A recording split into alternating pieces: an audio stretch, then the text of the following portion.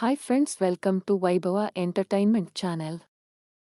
Numerology ಅಂತ ಲೆಕ್ಕ ತಗೊಳ್ಳೋದಾದರೆ ಅದರಲ್ಲಿ 9 ಗ್ರಹಗಳಿಗೆ ಒಂದೊಂದು ನಂಬರ್ಗಳಿದೆ. ಅದರಲ್ಲಿ ಮೊದಲನೇ ನಂಬರ್ ಅಂತ ಬರೋದಾದರೆ ಸೂರ್ಯನಿಗೆ ಸ್ವಂತ ಮನೆ ಯಾವುದು? ಸಿಂಹರಾಶಿ ಅವನ ಸ್ವಂತ ಮನೆ. ನಿಮ್ಮ ಬರ್ತ್ ನಂಬರ್ ಪ್ರಕಾರ ನೀವು 1, 10, 19 ಮತ್ತು 28ನೇ ತಾರೀಕಲ್ಲಿ ಹುಟ್ಟಿದವರು ಕೂಡಿಸಿದಾಗ 1 ಬರುತ್ತೆ. ಸೊ ಅದು ನಿಮ್ಮ ಬರ್ತ್ ನಂಬರ್ ಆಗುತ್ತೆ. ಸೊ ಅಲ್ಲಿ ಈಗ ಪ್ರಸ್ತುತವಾಗಿ ನಿಮಗೆ ಸೂರ್ಯ ಯಾವ ರಾಶಿಲಿದ್ದಾನೆ ನೋಡ್ಕೊಳ್ಬೇಕು. ಅಂದರೆ ನಿಮಗೆ ಇದರ ದಶಾ ನಡೀತಾ ಇದೆಯಾ, ಭುಕ್ತಿ ನಡೀತಾ ಇದೆಯಾ, ಅಂತರ್ಭುಕ್ತಿ ನಡೀತಾ ಇದೆಯಾ ಅಂತ ನೋಡ್ಕೊಳ್ಳೋದು ಕೂಡ ಇಂಪಾರ್ಟೆಂಟ್ ಆಗುತ್ತೆ. ಪ್ರತಿಯೊಂದು ಲೆಟರ್ಗಳಿಗೂ ಅಂದರೆ ABCD ಇಂದ ಪ್ರತಿಯೊಂದು ಲೆಟರ್ಗಳಿಗೂ ಒಂದೊಂದು ನಂಬರ್ಗಳಿರುತ್ತೆ.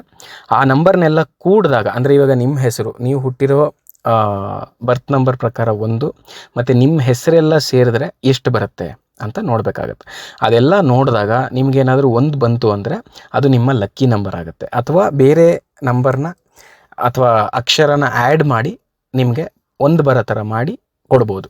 ಅದನ್ನು ನೀವು ನಿಮ್ಮ ದಿನನಿತ್ಯ ಕೆಲಸಗಳಲ್ಲಿ ಬಳಸ್ಕೊಳ್ಳೋದ್ರಿಂದ ನಿಮ್ಮ ಲಕ್ಕು ಇನ್ನೂ ಸ್ವಲ್ಪ ಜಾಸ್ತಿ ಆಗುತ್ತೆ.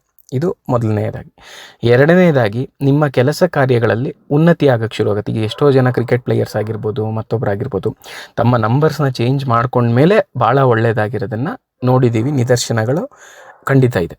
ಸೊ ಆ ರೀತಿಯಲ್ಲಿ ನೀವು ಅದನ್ನು ಮಾಡ್ಕೊಳ್ಬೋದು. ಮತ್ತು ಇದಕ್ಕೆ ರೂಬಿ ಅಂತಕ್ಕಂಥ ಒಂದು ಜೆಮ್ ಸ್ಟೋನ್ ಮತ್ತು ಏಕಮುಖ ರುದ್ರಾಕ್ಷಿ ಇದೆರಡೂ ಇದು ಸೂರ್ಯನಿಗಾಗುವಂಥದ್ದು. ಅದನ್ನು ದಶದಲ್ಲಿ ಮೊದಲು ಇದೆಯಾ ನೋಡ್ಕೊಳ್ಬೇಕು.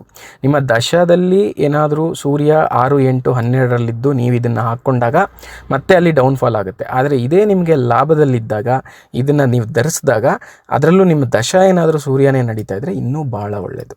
ಸೊ ಈ ಥರ ಮುಂದಿನ ಸಲ 2ನೇ ಮನೆಯ ವಿಶೇಷತೆಗಳನ್ನ ಹೇಳ್ತೀನಿ.